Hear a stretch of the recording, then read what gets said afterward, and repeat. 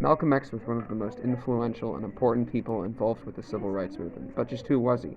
In this short presentation, we will be going over the life and the legacy of Malcolm X. So let's look at his life and legacy and impact on history. Born on May 14, 1926, Omaha, Nebraska.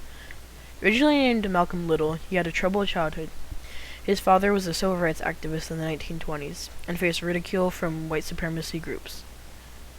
After having his house burnt down, his father was hit by a streetcar in 1931. It is speculated that a white supremacist group called the Black Legion pushed him in front of the car, but it was ruled by the authorities as an accident. Malcolm was only 6 at the passing of his father. At the time, his mother took it really hard. She would have such bad mental breakdowns that she was put in an insane asylum. Because of this, he was sent to many different foster homes throughout his childhood. In his late teens and 20s, after he had left the foster care system, he started selling drugs in Boston, New York. He adopted the name Detroit Red for his reddish hair. At 21, he was arrested and sentenced to 10 years in prison for larceny. But inevitably, he went on parole after 7 years. His childhood may have been troubled, but his childhood influenced him to join the Nation of Islam. Introduced by his brother, Malcolm X heard about the Nation of Islam. The Nation of Islam was led by Elijah Muhammad. Muhammad taught the organization about how the white society worked against African Americans to keep them from empowering themselves and reaching success. The Nation of Islam fought against this and tried to reach many goals. When Malcolm X was in the Nation of Islam, he changed his surname to X because he saw Little as a slave name.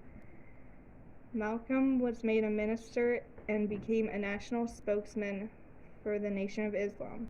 As well as all this, Malcolm was credited with increasing the member count from 500 in 1952 to 30,000 in 1963. From the crowds and controversy around Malcolm X, he became a social media target. Featured on a television special, The Hate That Hate Produced, explored Nation of Islam as well as tracked how Malcolm came into view as one of the most important leaders. Malcolm X met Elijah Muhammad in Chicago in 1952 when he was leading the Nation of Islam. This is where he began organizing temples. Malcolm founded the newspaper Muhammad Speaks. He also made the racial beliefs on the evil of white people and the superiority of black people. He grew into a public speaker where he expressed his frustration and anger on behalf of African Americans during the major bit of the civil rights movement from 1955 to 1965. Elijah ordered Malcolm 90 days of silence. The silence between them became forever. Malcolm left the nation shortly after, and the nation and Malcolm's relationship became hostile. It led to death threats and violence against him. The decision to leave the Nation of Islam would have many disastrous repercussions the following year. In 1964, Malcolm would found his own religious group called the Muslim Mosque Incorporated. Malcolm would travel to Saudi Arabia. There he would discuss his belief with people from different parts of the world. Malcolm would feel welcome there, and in his trip to Saudi Arabia would be life-altering for him. He would later shift his belief and opinions for the rest of his life. Malcolm would say he met blonde-haired, blue-eyed men I could call brothers. Once he returned to the U.S., he changed his message from African American rights to rights for all races. Because Malcolm had left the Nation of Islam, tensions between the leader of the Nation of Islam, Elijah Muhammad, and Malcolm became violent. Members of the Nation of Islam would mark Malcolm for assassination and attempt to plant a bomb in Malcolm's car. Nation of Islam members would make multiple failed assassinations on Malcolm's life. On February 14, 1965, Malcolm's home was firebombed where he, his wife, and 4 daughters lived. No one was hurt.